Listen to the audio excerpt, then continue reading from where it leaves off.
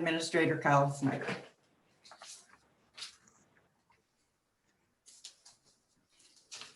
Okay.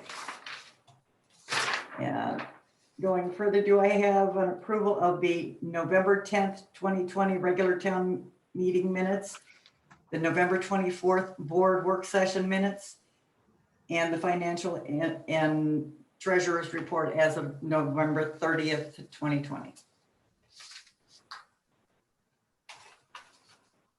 I motion we approve the November 10th, November 24th town meeting minutes and the finance report as of November 30th.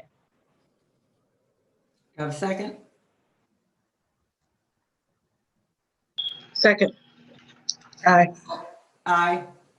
Aye. So noted. okay, at this point, Kyle, if you would introduce, please. Absolutely. Thank you, Mayor. So I just want to introduce a couple members of the Prince George County Department of Public Works and Transportation with us tonight.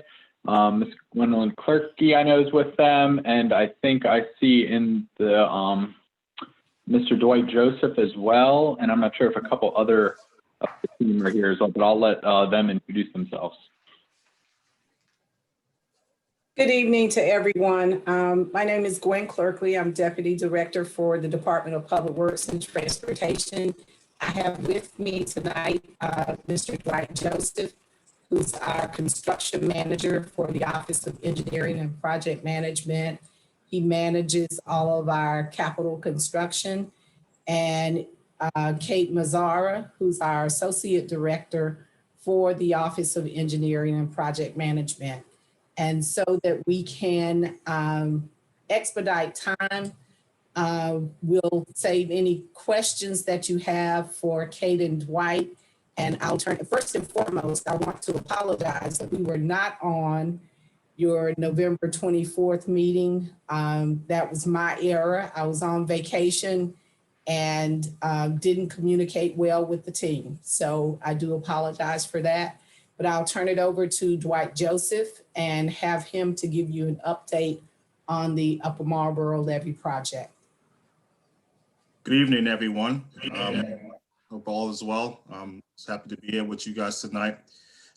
With regards to the Upper Marlboro levee project, the project, first of all, to give you some history of it, it's a partnership between the Department of Public Works and Transportation and the Department of the Environment for Prince George's County. The DOE completed the design or worked on the design of the project. The Department of Public Works and Transportation assisted with some of the right-of-way acquisition, and we will be the ones that will be constructing the project. The project is essentially to address the hydraulic issues associated with the levee system, to do the best as we can to kind of get the levee back to the hydraulic condition it was prior to when it was built, and to gain recertification with the Army Corps of Engineers. That project, I know there's been some delays in trying to get that out. We're at the point right now where we believe we are able to bid that in the next, hopefully, next couple of weeks to put it out to bid. It will go out as a traditional IFB, so we will require a lot of additional bids. There's no restriction as it relates to, because we're not getting into working in the stream. Majority of the work is dredging and shrubs clearing on and the embankment themselves, and we have some utility work as well. So we hope to get that work out to bid and hopefully to start construction this spring. It's about a year and 3 months project. So once construction start, it would take about a year and 3 months to complete. It touches various properties along the tributary of the levee system. So you will see work at various locations concurrently as we do some of the work. One of the big constraints is working in the equestrian center. So we will be. Sorry. Apologize. I think somebody's talking there. We will have some constraints while working in that location. So we will be able to work around that, or build a schedule around working to make sure that those activities at the equestrian centers is not disrupted while we're doing that, doing the project. So that kind of gives you, I don't want to get into a lot of the engineering aspect of things because, as I said, it was designed by DOE. And so we are managing the construction and trying to make sure that we deliver it and get it constructed. With that, I guess, Kate, do you have any other comments, or Ms. Clerkley? No, thank you, Dwight. That was, I appreciate the update. Okay, thank you, Dwight. And now we'll entertain any questions from the town of Upper Marlboro. I'll go first. Oops, Go ahead, sorry. Kyle, you I was just going to ask if I know the town's received a letter from State Highway regarding the Water Street Bridge. I was wondering if you could just go in real quick about how you're working with State Highway. I think you're providing them, or DOE is providing them with hydraulics for their final bridge design program. Yes, DOE is providing them with the hydraulic analysis of the levee, final, what it will be when it's final, so that they can incorporate that hydraulic analysis into their bridge design. And I think I think they have done that for the most part. Okay. And then one more question, and I'll be quiet. Could you also talk to, I guess, once the project's done, how that's will minimize, hopefully, flooding? Will it drop to, I don't know what occurrence of flooding it is now, but will go to a 100-year floodplain or something like that? So there's a flood analysis that's done, and it's been some time ago, and I know we can get that information to you. I think for the most part, it eliminates a lot of flooding. I don't think it completely gets rid of flooding in some location. There's still the constraints, I believe, at 301, at the bridge at 301, there's still some constraints there. So this would definitely help the issue, but it wouldn't completely eliminate the flooding in the region. And okay, thank you. Just to add on to that, as Dwight said earlier, it's really a restoration to the 1962 as-built design. So you have to keep in mind that it was always designed to mitigate the extent of the flooding. So it's not going to completely eliminate it even when the project is completed.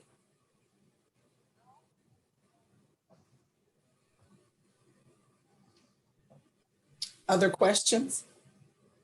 Sarah, did you have a question? Yeah, I guess I have another question, which is, so between the bridge project that SHA is doing and this project, that's how we'll eliminate the flooding on Water Street. So your project is kind of part of it, and SHA's project is another part. Is that, or am I asking the wrong question? Actually, they're separate and distinct projects. Okay. Sharing information, or DOE is sharing engineering information that will assist SHA. But SHA is actually going to be raising the bridge at that point. So that should greatly reduce flooding on Water Street, because the bridge is actually a pitch point. So by raising the bridge, water will continue to flow under the bridge versus now it overtops the bridge.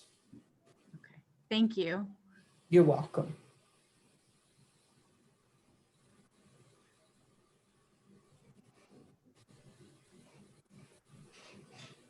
Okay, Mayor, do you have additional questions or concerns?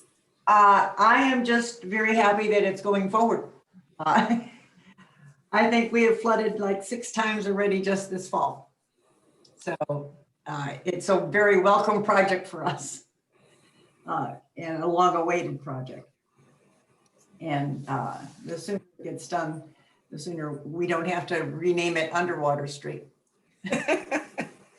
And if I may ask, Dwight, once we place the solicitation, if you could just shoot Kyle an email to let him know that the solicitation is out, I'd greatly appreciate that. We will do that. We'll definitely do that. And the solicitation will be advertised in the three major newspapers that we typically do advertise in. We have just updated, the county has updated its procurement system. So all solicitations will now be administered through that system. Okay. Thank you all very much. Have a great evening, and we appreciate the time that you all allotted us at the beginning of your agenda. Thank you. And for being here. Thank you. we greatly appreciate you coming and updating us. It means quite a lot to us. Thank you. Thank you. You have a good night. You too. Thank you.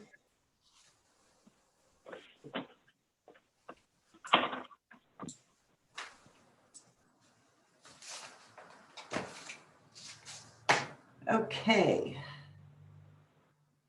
With that, we will go into our regular round of reports. Kyle, could you put Public Safety's written report up? Oh, sure. Oh, I forgot, Greenwell. I didn't see him on the agenda, that's my fault. Are They they on the call? They are not, Mayor. They had to attend a hearing, but I can just give a quick update on their behalf. They're working on a bond bill for a street resurfacing that we'll be submitting around. We're asking for $450,000 to repave about 5 streets, or 4 to 5 streets, repave, a mix of repave, re-engineer, and sidewalk installation. So watch out for more information on that as it kind of moves forward the legislative process. Once we get a fact sheet together and actual documentation, I'll send that out to the commissioners, and I'm sure we can make it available to the public. So that's the bond bill Senator Peters is bringing to the floor. Another bill we're tracking is the speed camera legislation in residential areas that are under 35 miles per hour, which is being sponsored by Delegate Harrison. And so we're watching that go through as well. I know we're pushing it, and the city of Mount Rainier's pushing it, and a couple other municipalities. But pretty much it's adding Prince George's County into the existing local bill for Montgomery County only, in which Montgomery County can place speed cameras in all residential areas on top of school zones. So it's really just adding the term Prince George's County to that one line of legislation as well. So those are the 2 big things that we're working on with them for this legislative schedule.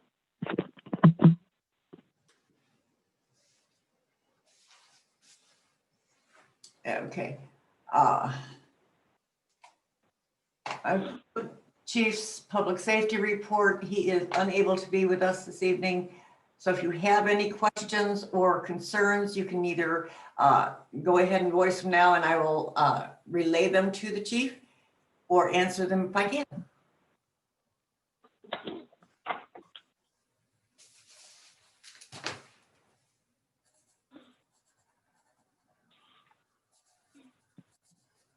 Okay, hearing no questions, we can move on to Public Works. Mr. Bond. Good evening, everyone. For the month of November, I joined the Maryland Department of Transportation Clean Truck Planning Framework webinar, where potential mandates for future zero emission vehicle and medium heavy duty vehicles were discussed.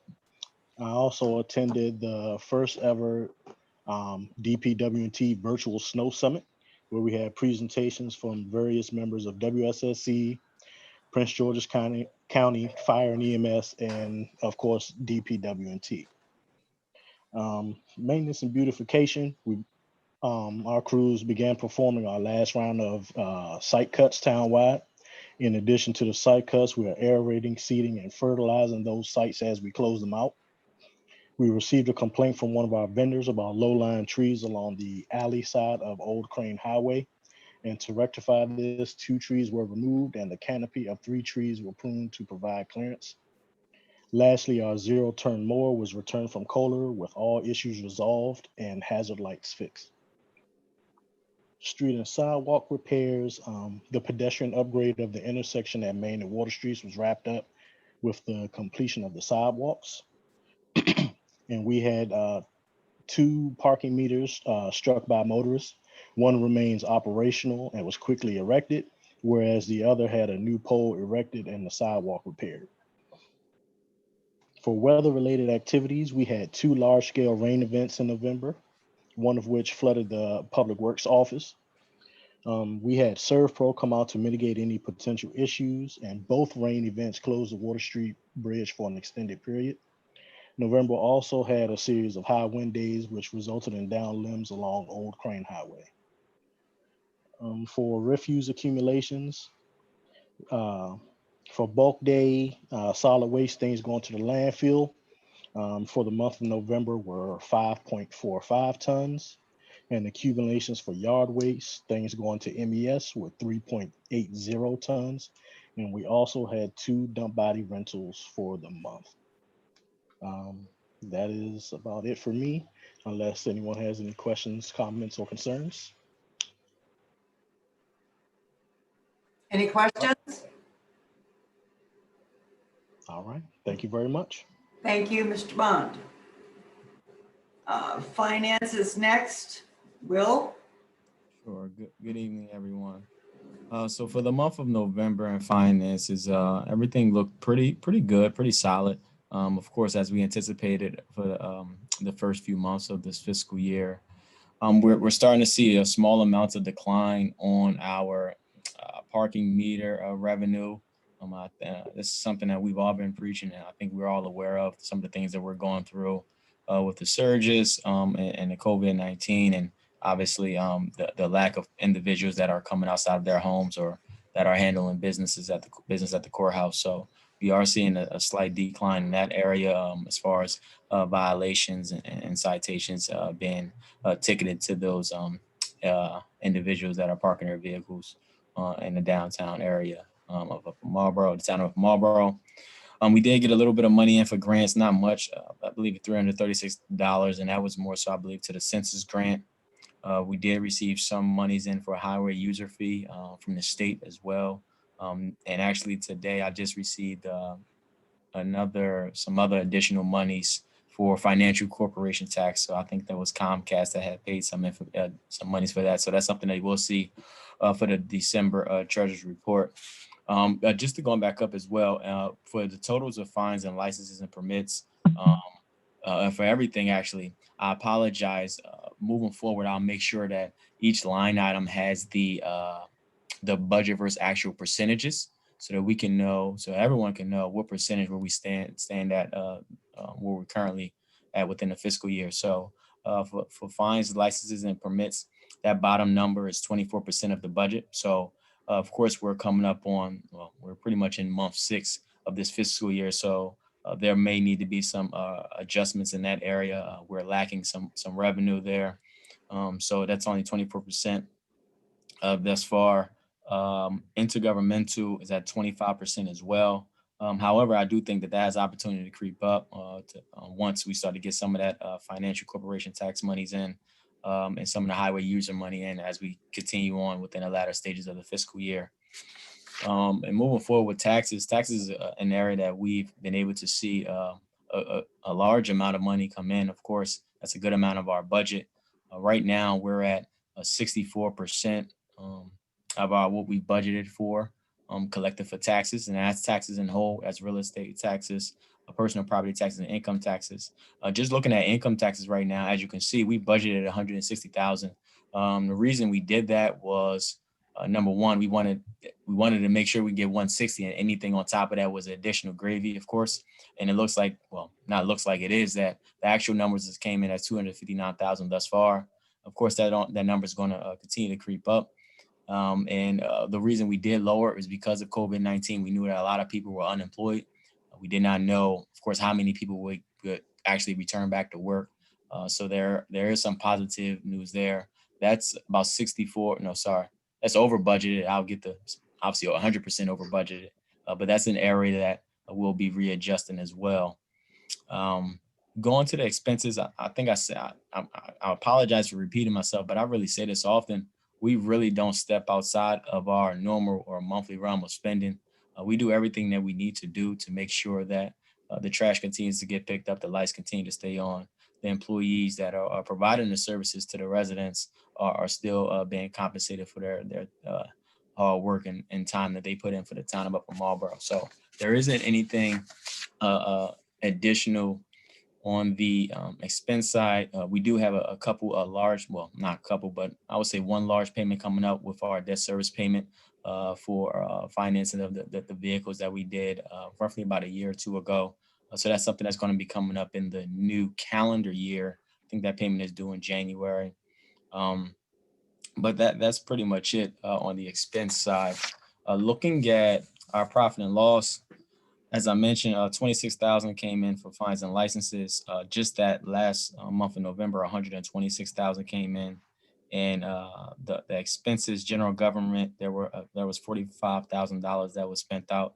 Public safety, $18,000, and public works was $16,000. So we are operating we operate in the black within the month of November. And for this fiscal year, we are currently still operating in the black. I would say roughly about $123,000 in the black. And some people might look at that net number at the bottom of the budget versus actual. We have to keep in mind that the revenue that we brought in, the income that you see at the bottom of that line is possibly roughly about $100,000 short because some of that was money transferred over for the reserve fund. So of course we don't account that as revenue coming in. So that's why I mentioned we're about $123,000 operating in the black. I will speak to some things a little bit later on about our forecasting for future revenues as we move into the new calendar year. I think a lot of us know that the months of March, April, May, and June are some of the tight months of the town of Upper Marlboro's budget, and for probably most municipalities' budgets, as you know, most property owners have paid their taxes, and a lot of the other revenues that typically come in at the end of the year start to dwindle down. So that's something I'll talk about a little bit later. Given an update on the financial audit, I spoke to the mayor and the board of commissioners about this. You know, we did have an extension for October 31. I was contacted by a representative from the auditor's office who asked for some additional supporting documentation. We've done everything that we needed to do. It's pretty much in the auditor's hand to finalize their doings.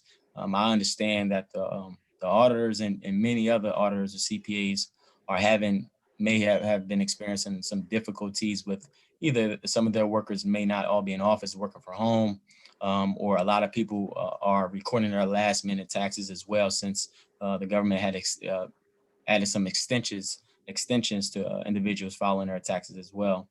And CARES Act is something that, you know, myself and Kyle has done a great job with continuously to monitor this. Right now, I believe we put in 2 requests for reimbursements. None of that money has come in thus far. But I believe the first amount was roughly about 26,000. I know the second amount is around about 3,500. I believe we'll put in another request, but this is something that we're kind of ongoing and monitoring. If you do see it, you'll at the bottom of the budget versus actual report, you'll see a COVID-19 expense line item. That line item, of course, does not match up with the $26,000 or the $3,500 number that I mentioned, quite frankly, because this is only calculated for the COVID-19 expenses within this fiscal year. Of course, our fiscal year begins on July 1, and the CARES Act monies were allowed municipalities to go all the way back up until the month of March. So there were some expenses that were had in the months of March, April, May, and June that were accounted for in the last fiscal year's budget as well. And those are the only things I have to present on. I know I'll be back to present a little bit later on some other financial conversations that we'll have ongoing. And if there's any questions, of course, I'm open to try to answer as best as possible. Any questions for Will at this time? Hearing none, we will move on. And David, from the clerk's office. I have no report at this time. Okay, we will go on to the Historical Committee. Hi, good evening. Not much to report. I think I reported that we had a November 20th quarterly meeting. And Patty, we can hardly hear you. Or at least I can. sorry, okay, can you hear me better? Is that better? That's a little better. David, can you hear her? I'm having a hard time hearing, so I'm turning my volume up, but then when someone else How speaks, about now? Can you hear me now? A little better. A little better? Okay, so I took my headphones off. Brian's just gonna have to deal with it. We had our meeting on November 20th and had our quarterly. I did send out the draft agenda. Brian was taking minutes, so the minutes will be coming out. We met with Cell One regarding the virtual walking tour. On cell, sorry, thank you, Brian. On cell, to show them what we've already done and see what if we're ready to move forward and actually push the play button. A lot of work has been done already. Brian's got a pretty good grasp on what we needed to do. And we had some suggestions coming in from that. I got an email from Evelyn, who contacted Union United Methodist. They're on board to begin planning for his Black History Month in February. He said they're available all Saturdays except December 19th. It's Minnie and Deborah Selman are the contacts over there.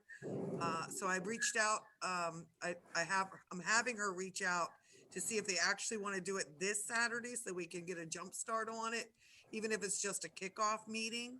But I believe the real planning will start after the holidays. And thank you, Town of Upper Marlboro, for providing us a permanent Zoom account. So we'll be adding that as well to the minutes of the quarterly meeting. I think that's all we have. Okay, any questions for the Historical Committee? Hearing none, we will move on to the Events Committee.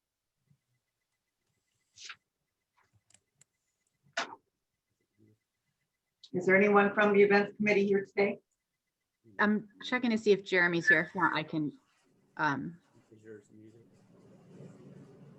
don't see him. Yeah, I don't see him. So the events committee met on Thursday last week, and they discussed having volunteers to help with the blood drive that's coming up in December. And I think, Kyle, all the spots got filled. And then they discussed what to do about Marlboro Day, because we would need to start planning with now, but we don't know what the rollout will be with vaccine and when we'll be able to gather again.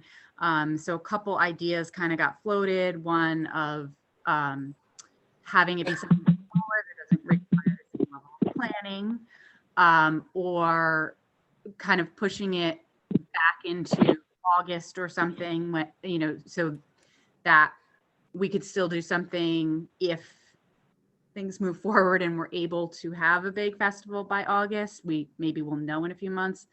So just kind of holding pattern, hoping things will work out, and kind of where we've been all 2020, right? So I think that was everything they discussed. Did I miss anything, Kyle? No, I think you hit it. Still got openings for the blood drive on December 23rd. If anyone wants to donate blood, I think last I checked, we're 52 out of 75 slots were filled, and we have a bunch of volunteers. And Joe, I saw you're asking about volunteering for the blood drive to help out with it. So I'll shoot you an email with details. Okay, thanks.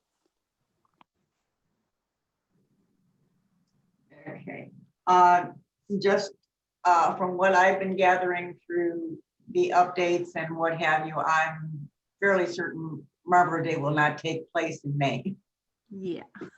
It's highly unlikely, as much as I hate to do that. I don't think we should plan for that. We should plan later down, maybe July. Yeah, we were thinking kind of just keep reevaluating because it's a lot of planning. So to put everyone through planning it and then have to cancel it, we figured Well, give it a few more months and see.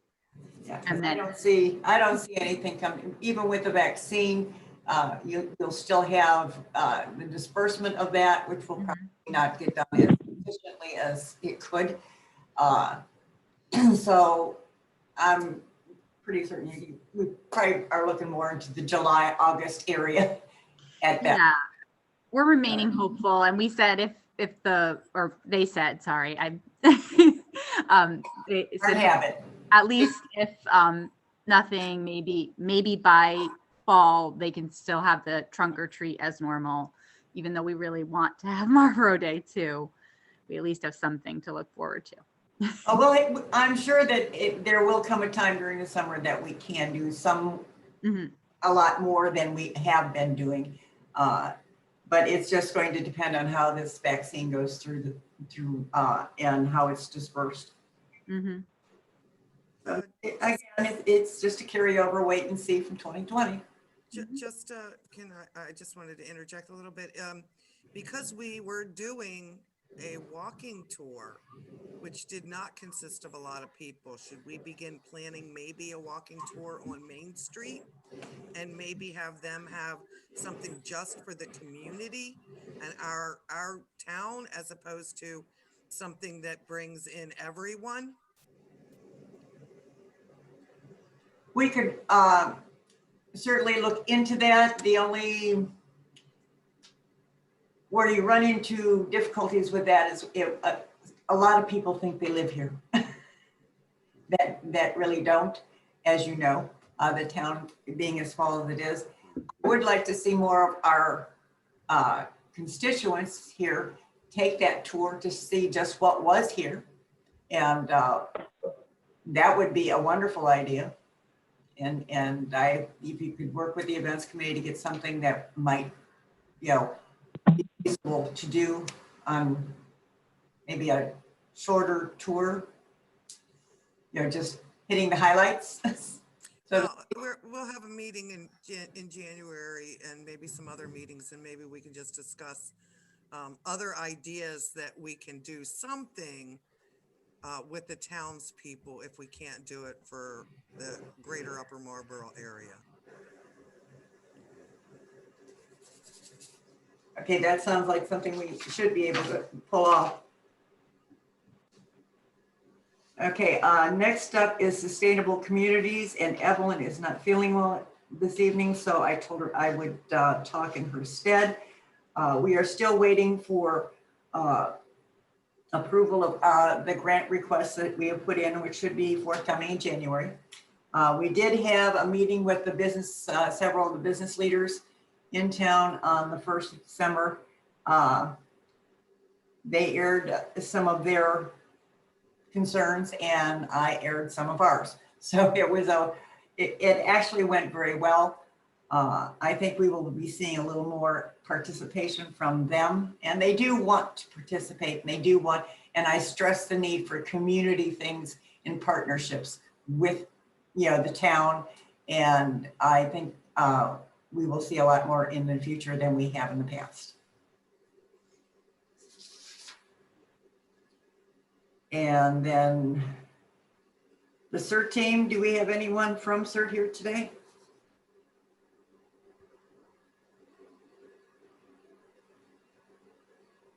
I don't see Alonzo. Okay, and the Arts Council? Yes, there's no one at this point, but we are, we had a meeting pretty much last month, a startup to find a lead that would take over in terms of the chairperson for that committee. So we're still working on that. We have an upcoming meeting on December 16th. But some of those projects that we were looking for folks to be involved in are like the city hall, changing out some of the art in the city hall and managing the mural. Maybe also coming up with some ideas for Main Street activities and figure out a budget and logistics and things. Also maybe some 1 or 2 spring activities outdoors. And then also just to help develop an arts public program that could meet, that become one of the art hubs for Prince George's County. So we had a good discussion started, and we will resume on the 16th. So if there's anyone on the call that will be interested in joining, please do on December 16th. You're more than welcome. Thank you for that. And the green. Don't think anyone is on from the green team either. We had a meeting, I think that was last Wednesday, and we had the Mike from the state presenting to us, talking about different ways to green up projects that the town is already involved in. And the folks who were at that meeting were really interested in looking at, for example, the parking lot project.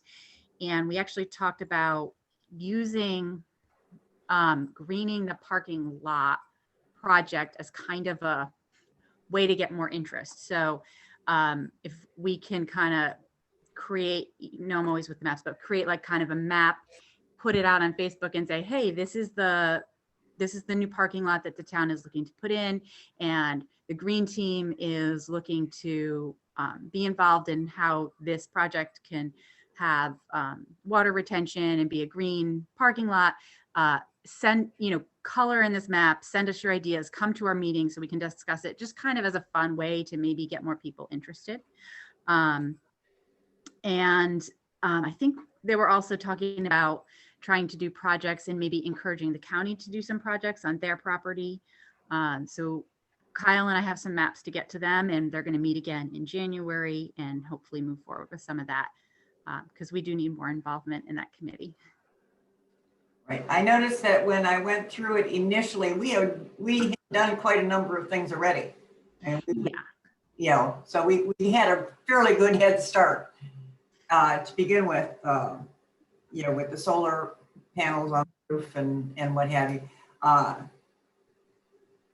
So I'm really looking forward to see how that really works out, because I think we can do the green stuff very easily here.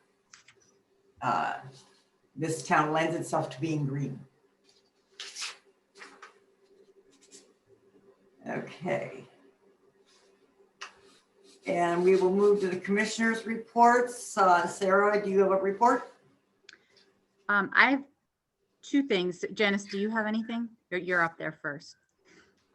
Oh, I didn't even look.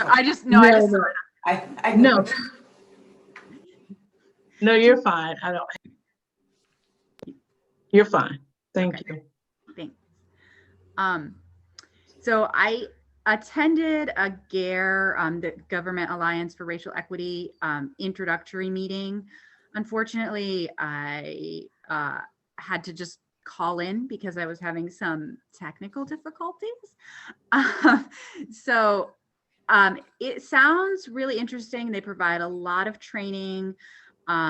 And I was able to see that, the annual cost for membership is around $1,000. I thought that what I would do is kind of get some links together specifically to their page so that Linda and Janice, you guys could look it over, and maybe at the work session, we can kind of discuss what we think about whether that is an investment that makes sense for us, or just kind of how we want to look at that, if that works. And then the other thing we've kind of talked about on and off is kind of getting the area HOAs involved. So I did reach out to Marlboro Town and I think Presidential is called, where that I know of those 2 ladies who manage those HOAs, and asked them what their interest level was and if they could kind of pass me around to anyone else they know. So if you guys know any other HOAs, and maybe we can kind of start talking more regularly with them to help kind of get the green team and the arts council and all that kind of stuff beefed up, and just work on issues like in the levee and the flooding kind of stuff, kind of as a group. Okay, we, Community Service Area 23 Leadership Council, you've been to their meetings before. Yes. Our representative, they represent like several, 7 or 8 different HOAs in the area. Okay. So that's one place that I go to their meetings. I think they have them now like every other month for now. But we can certainly, address them as well. And that would take care of a number of HOAs, a lot of them from Fox Chase, Winterset. Mm-hmm. Yeah, I remember they helped with Marlboro Day. Now that you said that, so I will. I can find a lot of them in our conference rental records. Okay. A lot of area HOAs have used the call. Okay. Thank you.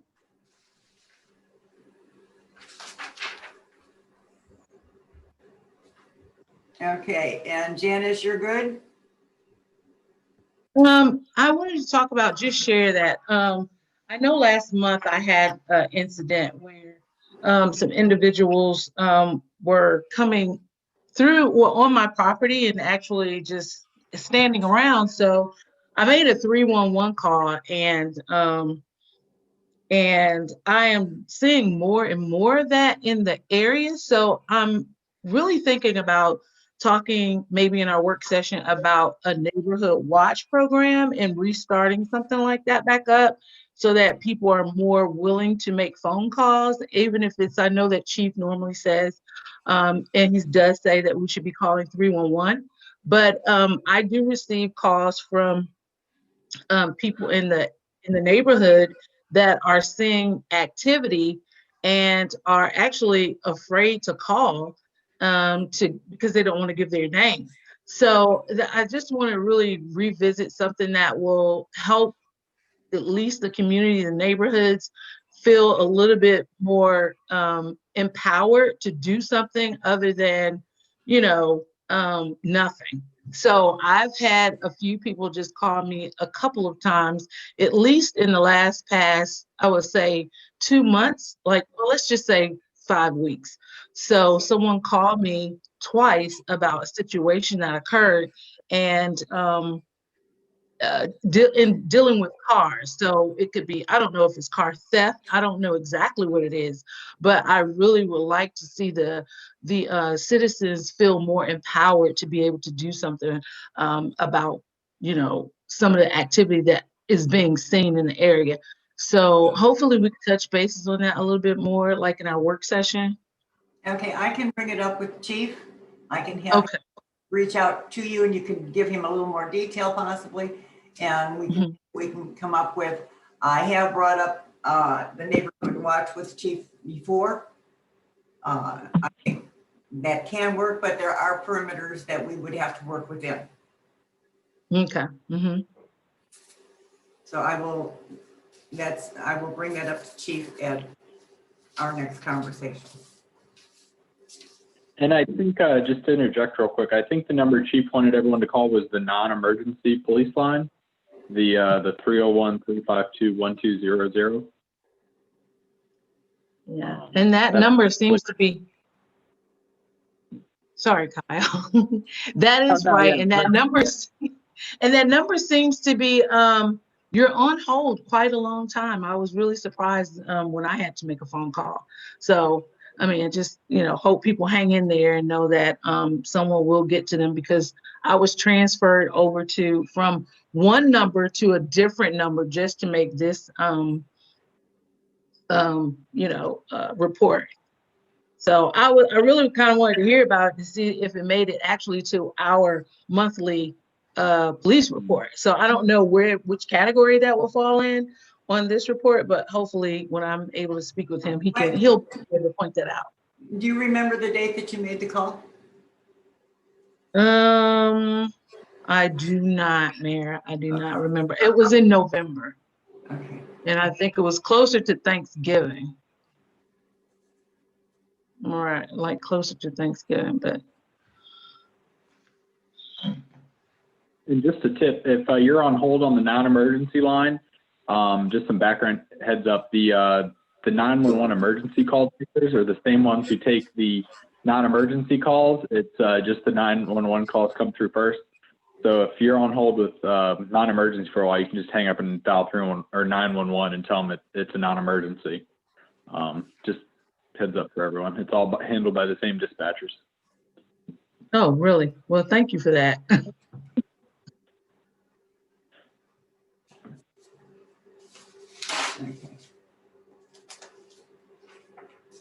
And then also the last thing is I noticed that I know GREENWILL wasn't on the call, but I wanted to know possibly that Commissioner, if Sarah would feel like this is a need for her as well, because I don't believe either of us have had an opportunity to meet with them just to kind of find out what they do for the town and how they support us. And I think it would be good to kind of have an opportunity to speak with them one-on-one.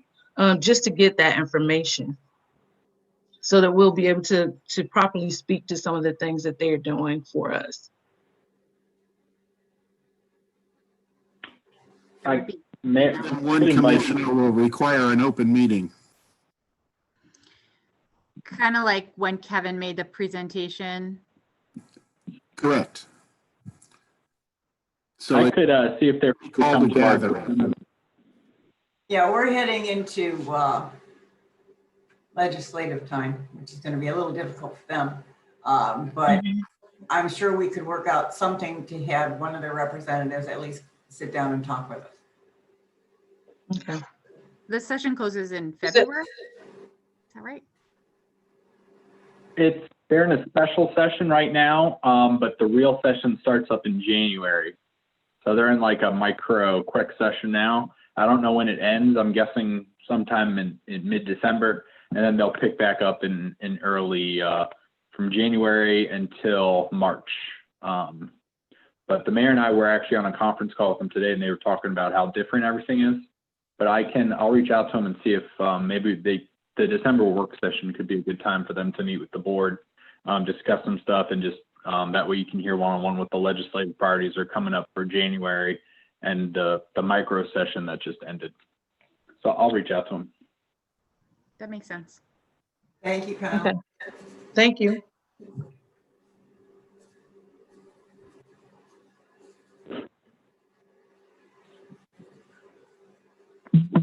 Okay. Okay. The first order of business, well, we've already done that. I'm sorry, we moved that. Next up will be ordinance 2020-07 urban forest. That will be a board vote. Do I have any comments before we go forward with this? And I'm sorry, David, if you could read that for us. With pleasure, Madam Mayor. Did you have a report, or did you want to? No, I will forgo mine till the end. Okay, thank you. Okay, Board of Commissioners, the town of Upper Marlboro, ordinance 2020-07, session regular town meeting, introduced November 10th, 2020, date enacted, if passed, December 8th, 2020. An ordinance to establish urban forest regulations for the town of Upper Marlboro. Okay, we have had discussions on this already. Do I have any questions before we take our vote?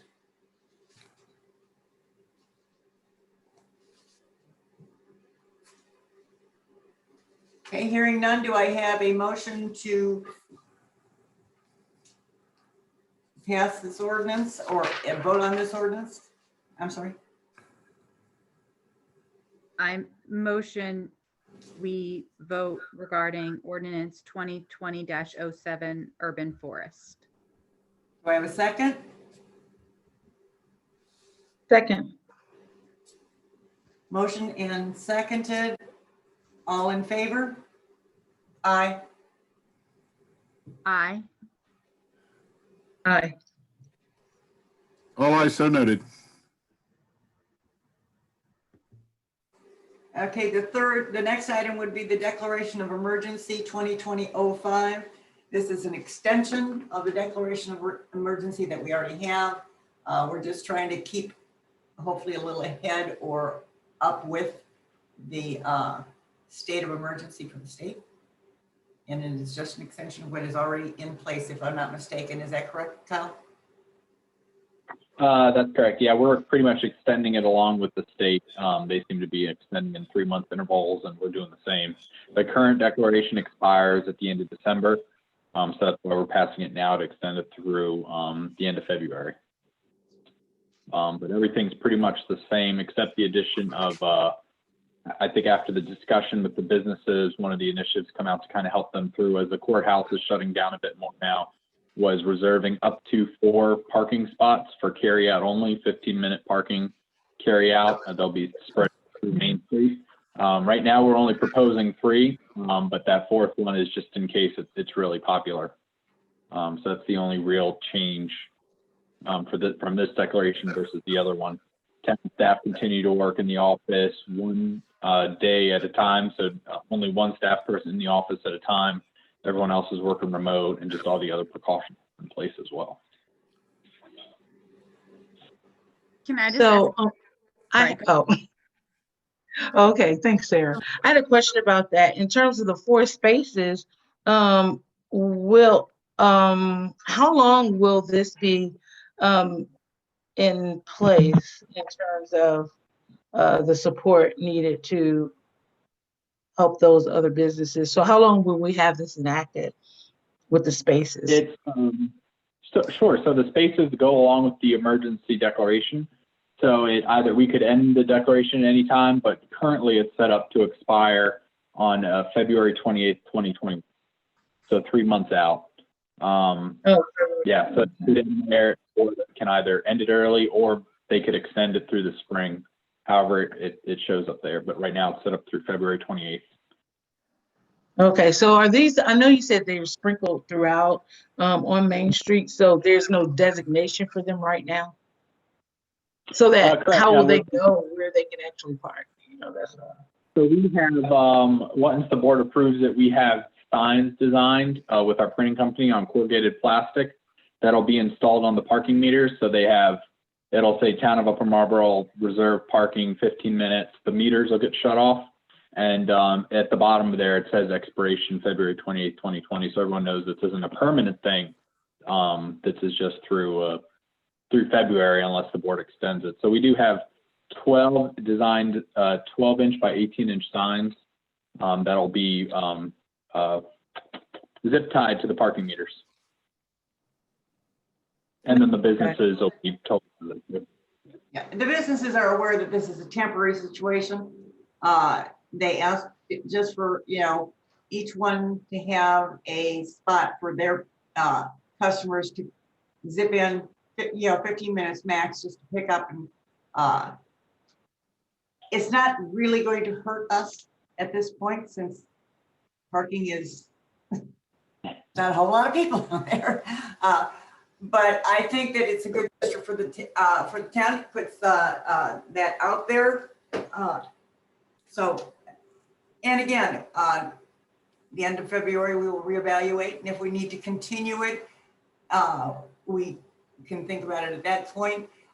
If not, if everything goes back to quote unquote normal by some miracle, we can certainly stop it.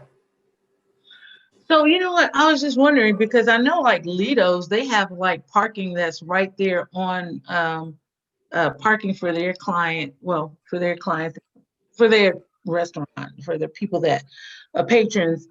It's kind of like gated, so you could just pull up there and park. So is it more or less for like Marlboro? Marlboro Grill, you've got Marlboro Grill, OTI, and then the cafe. Yeah, so pretty much it. Yeah, it's more for those people, the curbside service.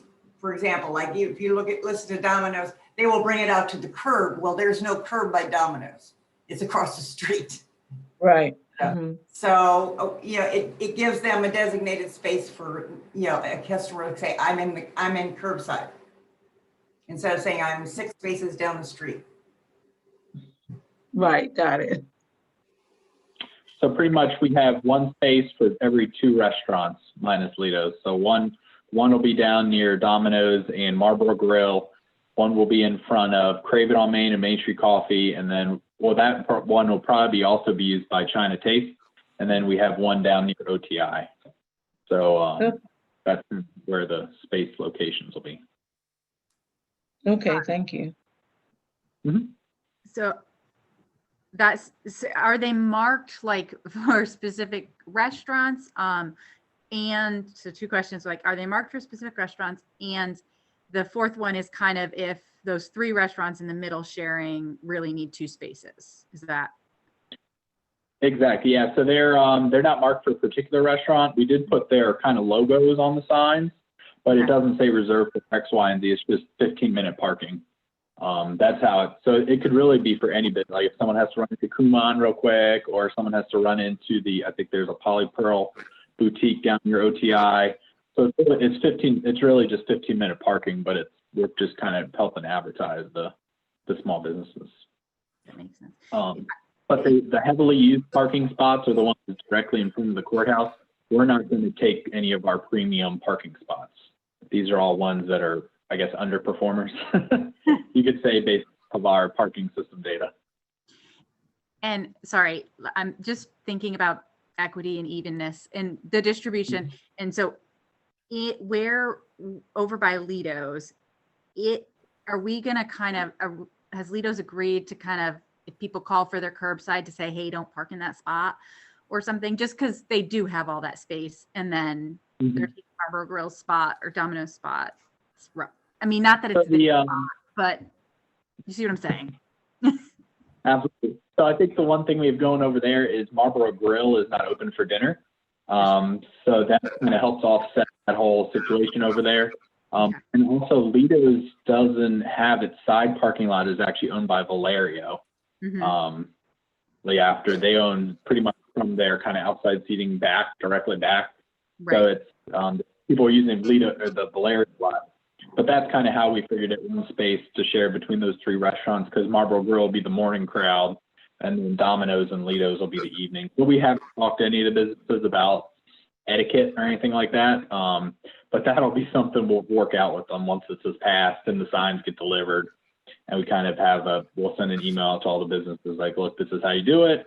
If you see people abusing it, you just call us, we'll come put a ticket, and we can go from there.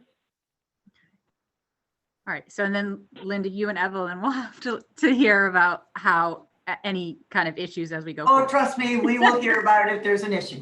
Okay. And that's all right. That's all right, because if there's an issue, that means people are using them. Yes. Okay. So we're good with that. I'm in support of it. I just wanted to talk about the logistics a little. So yeah, it's we do have, because like Kyle was saying, we have people that are open in the morning and people who are only open in the evening, in the afternoon. So it kind of balances its way out, and we may have a few rough spots in the beginning, but I think it will balance itself out. Okay. Sounds good. Okay, so now we have to vote on this. It is a board vote. So did you read it for us just to be on official? Yes, Madam President. Let me put a footnote that this declaration of local state of emergency is different than the 4 others ahead of it, and that it really combines into it a resolution. So you will notice, I'm going to read this top part. This will be, and this helps for when you make a motion to approve. It's a joint declaration of local state of emergency. And that means it's a resolution and it's a declaration of emergency.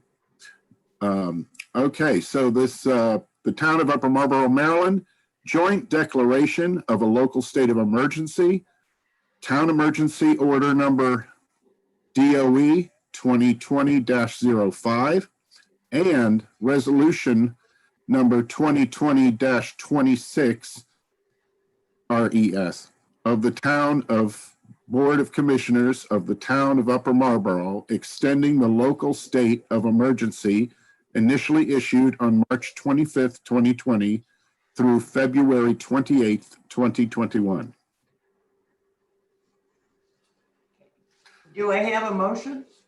Can you, I'm confused. Nobody wants to do that. I knew Okay, it. so a motion can be simple. Just say, I motion to approve the joint declaration of a local state of emergency, DOE 2020-05 and 2020-26 resolution. Okay, just correct me if I get it wrong. Okay. I motion that we approve the town emergency order 2020-05. That is a joint resolution 2020-26. Almost there. Just you want to approve, motion to approve the joint declaration of emergency 2020-05 and resolution 2020-26 resolution. Okay. Linda, are you sure you don't want to do it? I know, I was like, almost. Okay, I move that we approve the joint declaration of, the joint resolution. See, now you've got me doing it. I'm sorry. You were right, joint declaration. Of local state emergency, emergency order number 2020-05 and resolution number 2020-26. Good. Correct. I second. All in favor? Aye. Aye. Thank you. Oh, I so noted. Thank you.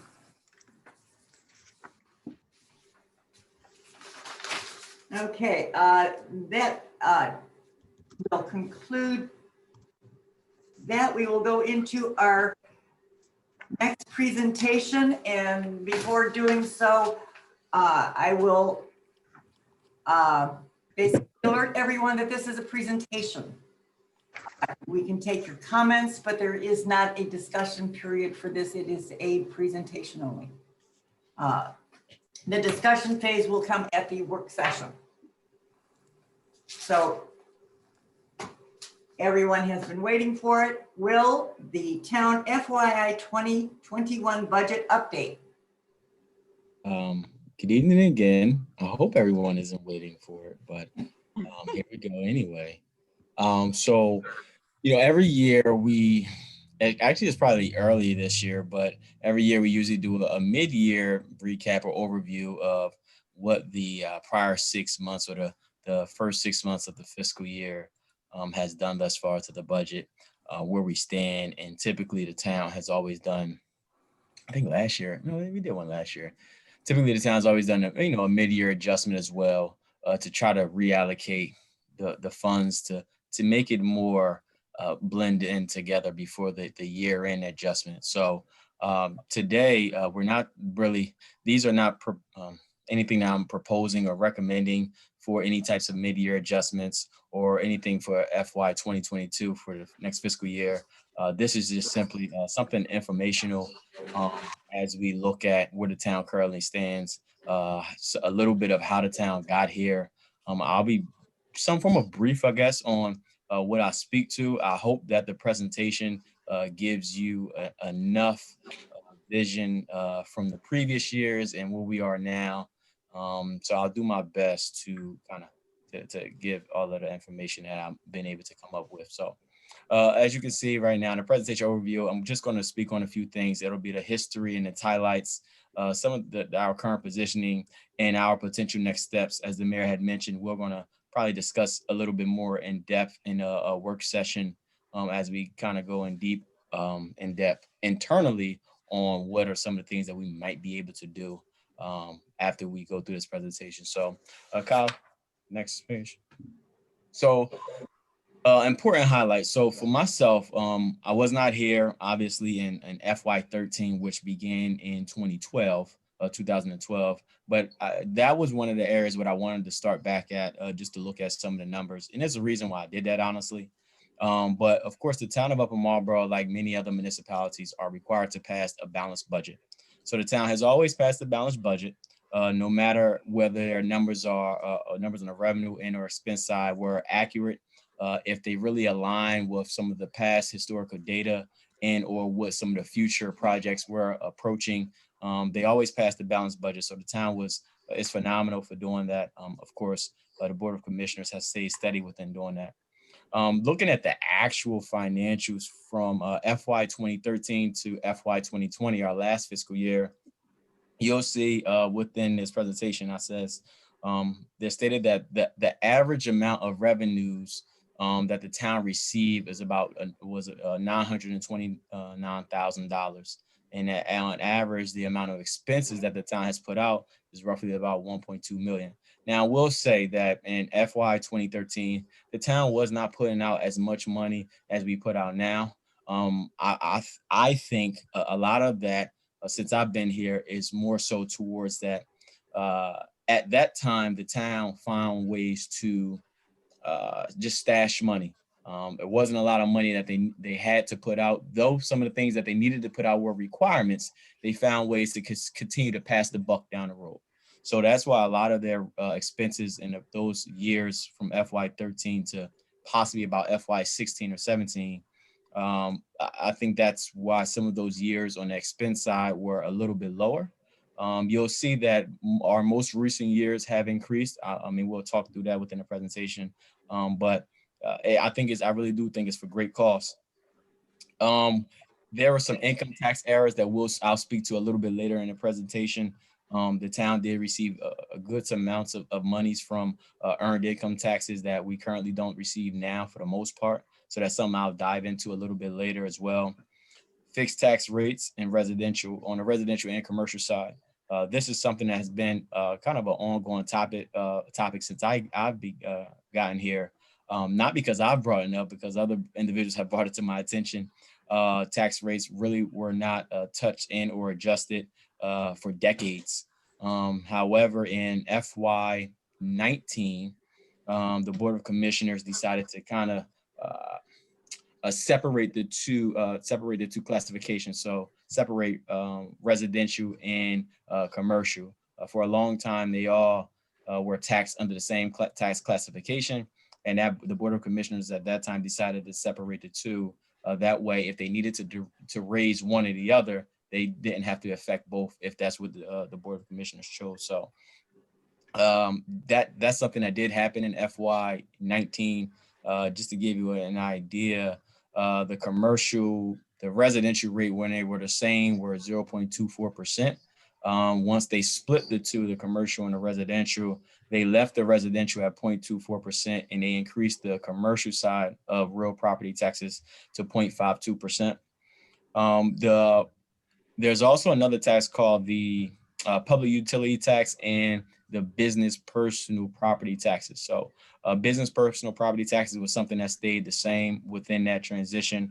However, we did increase the public utility taxes within that fiscal year. And the public utility taxes is a good chunk of the town's monies as well. Those businesses, or two of the biggest ones, are Pepco and Verizon.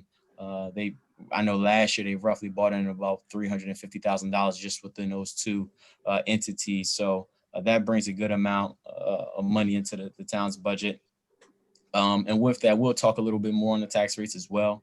I speak about the lack of grant and or bond support. So in doing my research, every budget that the town, at least from FY13, every budget has had the same two grants within it. It's always the police state aid, which is pretty much a federal grant that we get. It is a federal grant that we get from the federal government. It has increased over the years because I believe we're probably doing a little bit more. We're doing more policing, so it has increased over the years. But that's something that's always in a budget. There's another grant that has been in the budget, but FIP has been in the budget consistently as well. I believe there's something that has been in there, but not always used, was the MNCCP grant, I believe. But those things, to me, there are other grants out there that we could potentially look at and or go after to shop around to do more to help our budget out. If it is grants that looks at capital improvement projects or road improvement projects, or going with more green or environment friendly vehicles, hiring more police officers or public works personnel as well. And I'm not saying that those grants would pay. Well, there are some grants that pay 100% of first responder or law enforcement salaries, but there's a good amount of grants that pay for 50, 60, and 70% salaries in year one. And obviously it might be a 3-year grant while it'll decrease over the next 3 years. So those are just things out there that the town hasn't really shopped around for in previous years. I think over the last 2 years, that at least that I've been here, and I'm not giving myself credit, but I think the Board of Commissioners and Kyle Snyder has done a great job with really looking for other grants out there that really can help the budget out. And for so long, you always see a transfer from reserve fund within the town's budget. And I think possibly really 1 year that I can see, maybe 2, but really 1 year, it looks like that line item has always been to be some form of a crutch for the budget. If there's any type of, if the expenses run over, then, let's just pull the money from the reserve to cover these types of things. The 1 or 2 years that I'm mentioning that it was kind of earmarked for something was when the town did some upgrades for the town hall, and I believe the public works facility as well. So that was the time where they knew where some of the money was going. But other than that, transfer of funds has always been a form of a crutch for the budget. And those are just ways over the years that will continuously decrease the amount in your reserve fund, or that emergency fund, that slush fund that some people wants to call it. And people should know that, over, at least since I got here, the town has passed a budget that has been over $1 million. Really, from FY13 to roughly about FY15 or 16, the town has always operated within a budget means of about $900,000 or $800,000. That's always been the way of its operation. However, we know that cost of living not just goes up for employees, but as far as our expenses as well, healthcare, utilities, capital improvement projects, and for some odd reason, well, I won't say it's for some odd reason, but the buck was never passed off on the revenue side. The expenses continuously to increase, but the town has never really found a way to increase the revenue on that side to help those expenses, and which is why they kept dipping in the reserve fund. So Kyle, we can go to the next page. So I spoke a little bit about tax rates and this is what I wanted to speak to. So you'll see at the bottom, there are 4 classification of tax rates that we have. The first 2 are real property and residential, and real property commercial. As I mentioned, our tax rates currently are 0.24% and 0.52% for the commercial side. The lighter blue in the background is the average percent for those taxes within the county. So we were able to look at all of the other municipalities in the county and come up with these numbers to say, okay, the average number of real property taxes on the residential side is 0.58%. So yes, we're lower than that. The average for real property on the commercial side is 0.6023%. So yes, we're still lower than that. The 2 to the far right is the business personal property taxes as well. What that is looking at local businesses' assets. So if a business has a computer, light fixtures, a big amount of inventory, that's how we are able to build them based off their assessment from SDAT, the State Department of Assessments and Taxation. And that is our rate that we build based off of their assessments. So as you can see, based off the average in the county, they're almost towering over us within that area as well. And then to the right, as I mentioned, some of the big money hitters is the it's the public utility taxes. They also call it personal property taxes as well, because it is a part of the utility company's assets. So if they have aerial wires and or underground pipes and things like that run through the town, then that's a part of their assets. So that's what we are able to build them at that rate. When looking at that rate, there are some municipalities that bill at $2 some that bill out at $150, 150 cents per 100% of their assessment rate. In all four of those categories, we are below the average threshold within Prince George's County. And again, I am not implying here at all that we need to increase anything. I'm just giving everyone a rough estimate on where the town stands and how it has been fixated on these tax rates over the years, and there hasn't been any adjustment. To the right, you'll see where the town sits for all of the tax rates throughout the county. It says Upper Marlboro is number one. However, I mean, we are number one, just at the bottom of number one. So our tax rates on the residential side is the lowest in the county. College Park, as you see, is number two. And there are a few there that are at the bottom who tax rates are higher than ours. However, they don't even offer the amount of services that we offer. So some of those may not have a police department.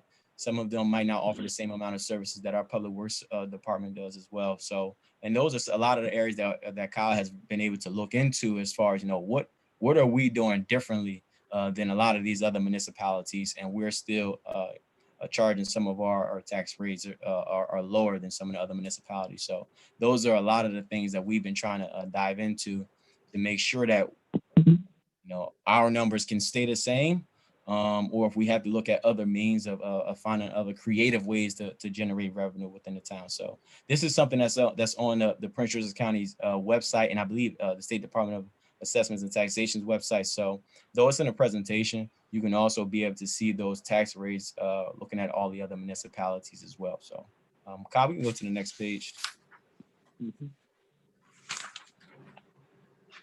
So this is our earned income taxes that has been collected. I mentioned in that first or second slide that earned income taxes was collected via error. Now I can't speak in detail to why that happened, but I know it happened. So what I will say is, looking at this chart from top to bottom, it starts at FY 2013 and ends at FY 2020, which is our previous year, our fiscal year that we just came out of. You'll see that the highest numbers within that are from FY 13 to FY 16. I believe in between those years, potentially FY 14, 15, and 16, the town received earned income tax revenue in error. Not in error to the town of Upper Marlboro. They did everything that they were supposed to do. It just came in our direction. Of course, that discussion was had with the powers that be at that time. So they were not at fault. They were actually able to keep majority of the money, if not all. But those are things that were accounted for that the town didn't account for on the revenue side as the years continued on. So you'll see in FY 17 that we had received 289,000. In FY 18, we received 153,000, and in FY 2019, 177. And of course, in FY 2020, it went up a little bit. And even this year, if you were on a call earlier when I did the treasury report, those numbers are up in 200,000 plus range. However, I don't anticipate it to go in a $500,000 or $400,000 range.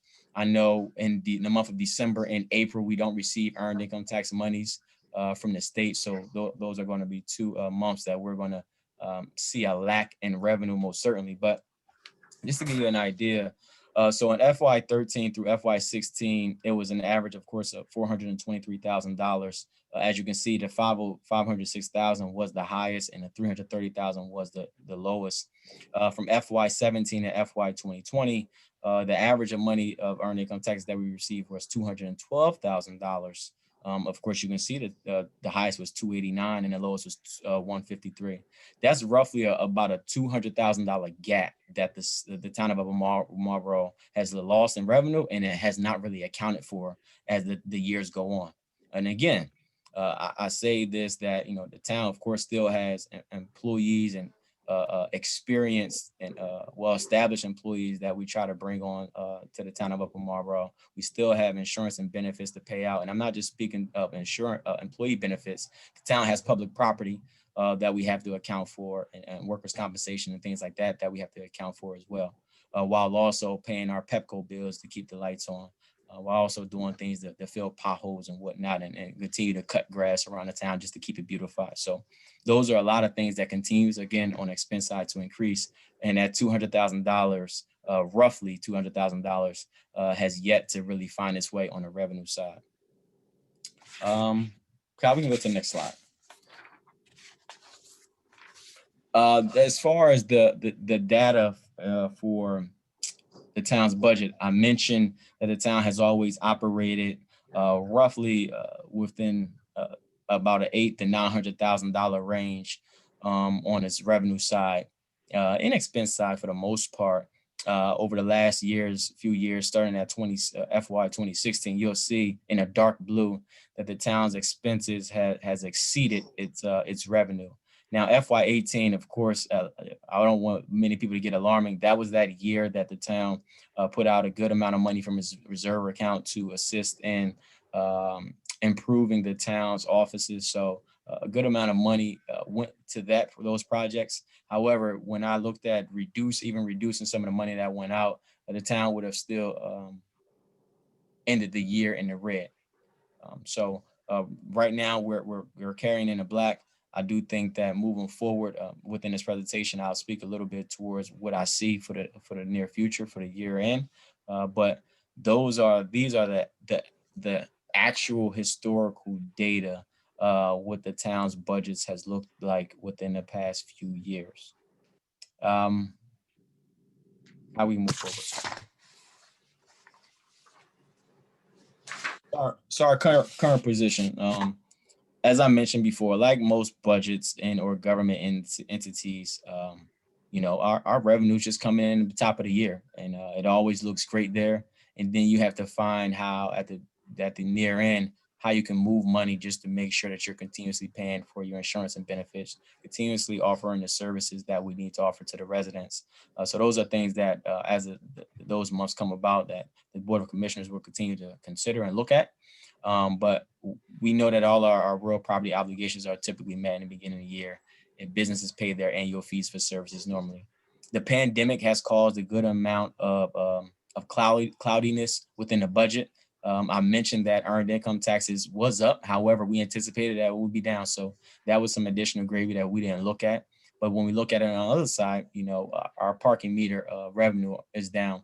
I mentioned in some meetings ago that we, at one point, it looked like we lost roughly about 125,000 in revenue that we projected we would have received from parking meters. I look at it, it might be close to 150,000 now after looking at some other additional numbers. I also mentioned that we had to remove somewhat 100,000 plus from our reserve fund, simply because we are carrying over baggage from the last fiscal year and the pandemic, just to make sure that we continue to offer the services. So that's something from the pandemic that has most certainly crushed our budget as well. The adjustment to the business license certifications. We started to send those out, I believe, in November. Now, I will say that we've received some great responses from the businesses with that new adjustment. But we know that adjustment from $300 to $45 is a decrease. We did anticipate that it would be a small decrease. We just didn't know what that number would look like. Of course, the pandemic is continuously to travel with us as the months go on. So that's something that is a decrease or due to the pandemic. Late assessments from State Department of Assessments and Taxation. I can speak a little bit more to this within the next slide or next few slides, but quite frankly, we get a good amount of money from our public utilities. The State Department of Assessments and Taxations are behind within their assessments. The only way I can bill these businesses or public utilities entities is by SDOT providing the accurate information to myself, and they haven't done so thus far. I've been in contact with them, but they quite frankly just say they don't have the amount of help that they usually have in office and out of office, and they're just severely behind. So we'll see that money eventually. I just don't know when. Reserve fund assistance, as I mentioned, that was had to be touched a little bit early in the year because monies were not coming in, and we're putting out a good amount of money for COVID-19 expenses. Now, those things are reimbursable, but with the reimbursements, we're not the only ones that's putting in for reimbursements. So unfortunately, I know the county is going through a lot as well. And we hope that we'll see some monies by, well, at least our first efforts for reimbursement by the end of the calendar year, if not possibly early January. Sorry. Go. So just want to give an idea of our current budget. So on the revenue side, taxes is 57% of our budget. That brings in a great amount. Fines, licenses, and permits are 23% of our budget. Right now, it looks like we might not meet that full 23% because of everything that is going on, but that's how we budgeted for this fiscal year. Intergovernmental, those things I anticipate will continue to come in. Highway user fee, just making sure, well, not making sure, but there is an opportunity that number might decrease. We usually get highway user revenue depending on the amount of drivers on the road or amount of drivers that's filling up their gas tanks. So that's a lot of how that money come in. Grants is something that is at times is a pass through. We obviously have projects for grants. I do believe there might be one grant that we, depending on the project and how fast we'll move forward, we may or may not see it, but that's a pass through. And on the expense side, like many other corporate businesses or government agencies, salaries and wages are always going to be the highlight of your expenses. No matter where you look at it, no matter where you slice it, salaries is always going to be the bulk of that. And as you can see, it's 40%, 47%. 10% is our benefits and insurances, and also utilities and services that we're able to provide. Capital improvement, we wanted to do some things on capital improvement this year, depending on how the budget continues to go. Not sure if we'll be able to do some of the things that we spoke about in the house, or potentially doing some capital improvement projects, and grants will continue to come in, at least with the police state aid. That's something that we were approved for. I think it's roughly about 3,500 every quarter that we'll receive for them, but those are simply for police personnel, for supplies and police protection, those types of things that we get. So, but those are the percentages of the budget on the revenue side and the expense side. Kyle. So forecasting to year end, as I mentioned, things look bleak from January to June. January, I anticipate that we roughly get about $74,000, and that's just simply from taxes. Now, I hope that SDAT will be able to provide me with the assessments for the public utility taxes, if not in December, then early July. Typically, those utility companies do have a fast turnaround. However, I have had some issues with a few of them because they at times can be so big. I don't know who our invoices or bills, who hands they go into. Everybody isn't aware of I guess Pepco having to pay out $300,000 just within a blink of an eye. So those types of things I think will come in February and March. And as you can see within the difference, that means we'll be in the black within those months. But some of the other months are a little shaky. As I mentioned, we don't get earned income taxes in the month of April. There isn't many more individuals that's going to be paying taxes in May and June. If anything, it'll be a good amount of delinquent taxes from prior years because they don't want to carry over delinquent or past due taxes into the next fiscal year. So that's where that is. The town does not spend outside of its normal monthly spending. It really does not. We make sure we take care of our employees, and that can be anywhere between $22,000 to $27,000 a pay cycle with everything included. Now, obviously that can get up to, looking at those numbers like I just mentioned, that's a little bit over $50,000. And then there's just other things that we have to make sure we take care of: our professional services, our fuel and maintenance of our vehicles, repairs of our equipment and those types of things, trash pickup, of course. So that's where many or much of our expenses come from. So it will vary depending on how vendors provide their invoices, which you can see, which is why some of those numbers are different. And then looking at the past historical data is how we were able to get to that. So with this, it looks like the town might end the year within the red, slightly in the red, but there is room for improvement. I most certainly believe so, and hopefully the pandemic can, some form of simmer down as the cooler months or warmer months approach, and things might get better for the town's fiscal stability. So those are the things that I wanted to speak about or talk through this presentation today. I know the Board of Commissioners will have we always have a work session at the end of the month, and we'll probably talk a little bit more in depth about this presentation. If not now, then most certainly at that time. Again, I am not proposing anything here, not recommending anything. I simply think that the town should get creative in finding ways to supplement the budget. So there is roughly a $200,000 gap that we might need to find ways of improving on. But I don't think that it's anything that's not attainable. So with that, I will yield and yield to the mayor.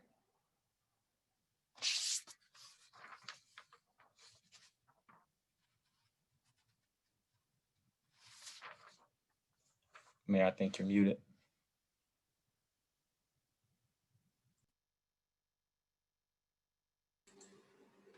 Oops. Where am I? Can you hear me now? Nope. Yes. Okay. Thank you, Will. I appreciate all the work you've done on that. A lot of those numbers are not easy to take. And I'm sure there's a lot of you out there that I see steam already. This is a presentation. We will take comment, but the discussion will happen at the work session. I don't want you to knee jerk to some of these figures. We do have some things in the works. Again, we will discuss it at the work session. So if you have questions or comments, if you can make a comment now, that is entirely fine. But if you would like to put it in writing and send it to us via email, and we can address them as they come up for the next meeting. So do we have any comments? I do have a comment. Yes, Patty? So one, why are you taking comments at a work session as opposed to a town? Because we have already said we will take comments at a work session. We always have. Since I've been mayor, we've always taken comments at a work session, and we've taken comments at town meetings. Previously, no one was allowed to talk at a work session. Well, we've been talking at work sessions for a while now. Well, I'm just saying, you understand my thing. I'm just saying that, first of all, the other thing is, I noticed that he took a look at the percent of taxes from other towns. But when he was looking at that, was he also including, I wanted to know if he was also including the personnel versus the population? Well, that you can ask him in a different situation. Like I said, a comment versus a discussion. Okay. So no questions are being asked. Is that what I'm hearing? No, you can ask it. I'm just not going to always give you the answer, Patty. Okay. This is a presentation. Okay. And if you have a question and you want, you can email Will, you can email me, however you wish to do it.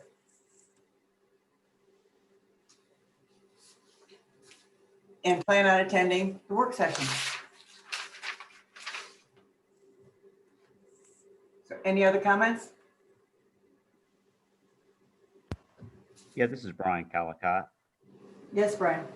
Hey, I just want to say, hey, as a resident, there's always going to be here on one hand is you have a choice, raise taxes or cut services. That's in effect usually the only thing. You can get very creative, but in effect, you're in a situation, raise taxes and cut services. As a comment, I would like to put forward that I do not want to raise taxes.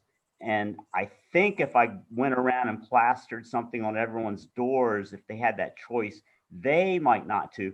During COVID, this is not a great time to think about raising taxes on folks. I'm doing pretty well, but I could see a lot of people around me hurting. So as a comment, when you go back to look at this, Please keep that in mind. Taxes, even if we are the lowest, that's a great thing. That's something to hold on to. That's what makes Upper Marlboro great. You can do things with less. You don't have to be absolutely out there and throw tons of money at things to be great. You can do it smartly. That's my comment, really, is to go forward smartly. Thank you. Any other comments?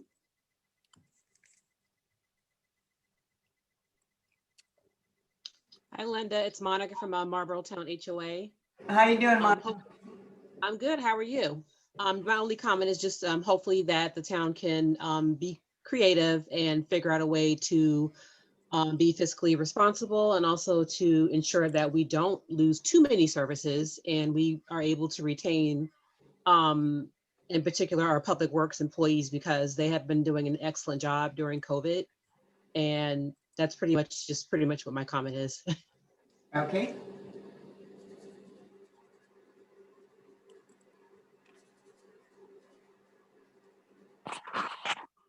Anyone else? Joe or Clay from Old Marlboro Pike. Just want to mention that I sent a text message to Will volunteering to talk with him because I can explain some of the historical quirks in the budgets, especially FY 2013, because I was town commissioner then. Or sorry, yeah, 13.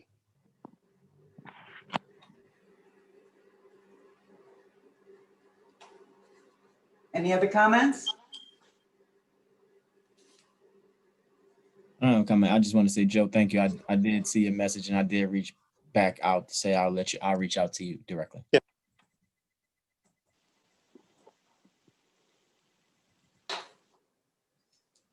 Okay, anyone else? Again, I will re-stress that this will be up for discussion during the work session. And hearing no other comments, we will move on to administrative updates. And Kyle, would you like to take over? Absolutely, Mayor. Just a recap of some of the outstanding projects we have going on. First up is the Heritage Area expansion. I was able to get an update from them that the consultant's still working on the study to expand the Heritage Area out to Upper Marlboro. They are going through a transition over there at the Anacostia Heritage Area, in which Aaron Markovich is moving to Connecticut. He got hired up there, but he's still working part-time to until they get a new executive director in place. So that's still moving along.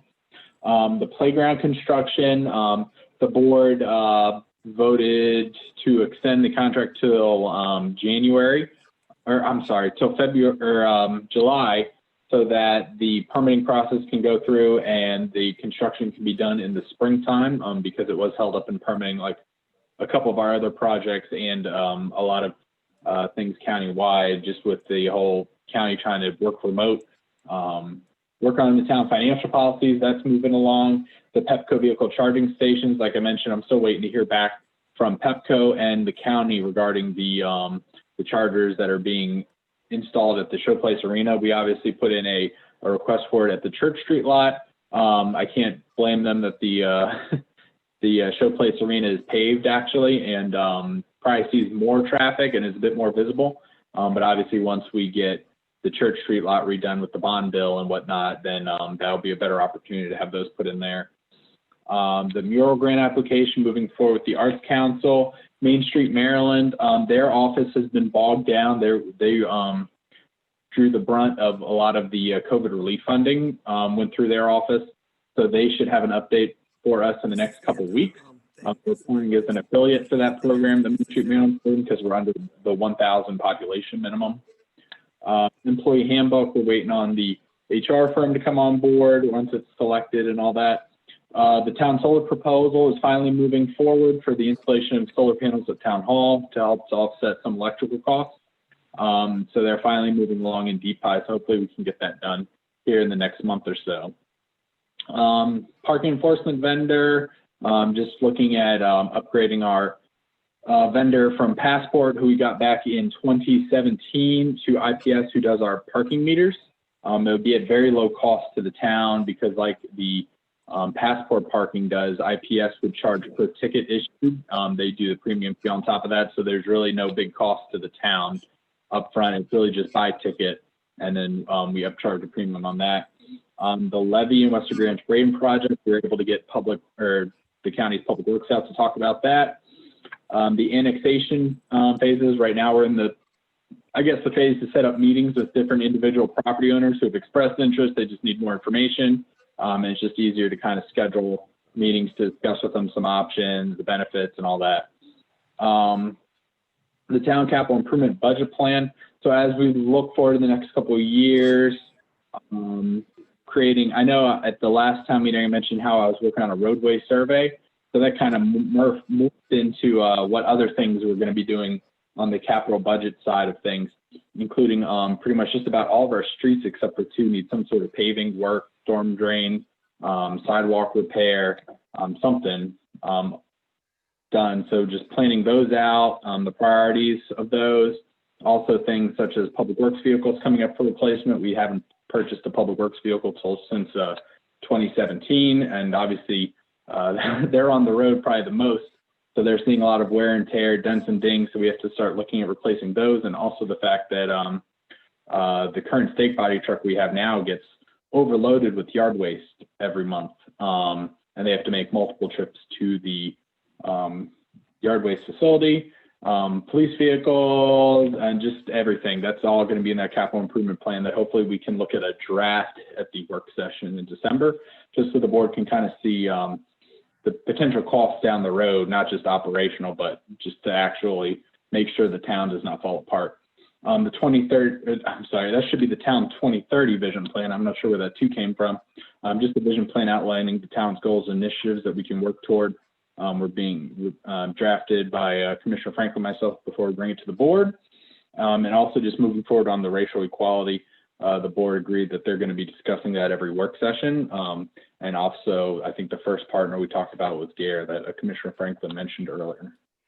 So I can take any questions or comments on any projects or any project not listed. I have a question. What does GARE stand for? It's the Government Alliance on Racial Equity. Government Alliance. Okay, thank you. Kyle, I just wanted to point out that for the 2030 vision plan, actually outlining goals and objectives will be a community involvement process. So I just want people to know we're not coming up with those sort of ourselves. We'll be bringing out to the community hopefully in the spring or later, depending on when we can get community involvement safely. Absolutely. I can change that description up. Thanks. I just wanted to reassure everyone.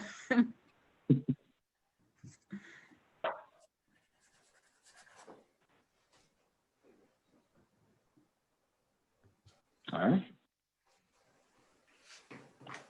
Okay. Right. That's up to date, I believe. Is there any other items that anyone would like to bring up at this point? This is Patty. Was wondering what's going on with the water that was going on Church Street. Was that connected to the stuff that they were talking about earlier today, or is that something different? That was completely different. That is WSSC contractors inspecting WSSC equipment. So we did think it was the county working inspecting their storm drain infrastructure. They're supposed to do a survey of the storm drains, but it was actually WSSC looking at their infrastructure. Do they normally pull water from the fire hydrants? Yes, that's, they flush the hydrants with that. They check to see what sediment and stuff like that comes out. It's just part of their surveying process.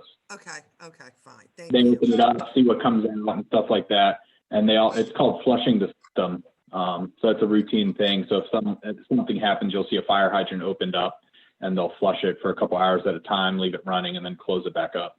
Okay, all right. Thank you. Any other questions, comments?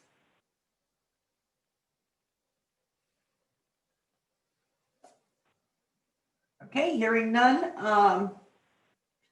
I motion that we adjourn this meeting at 8:48, as the hour is getting a little late, and I think, I don't know about anybody else, but I'm getting a little tired. So 8:48, motion we adjourn. Do I have a second? Second. All in favor? Aye. Aye. Aye. I so noted. Thank you all for coming. Look forward to seeing you all again at the work session.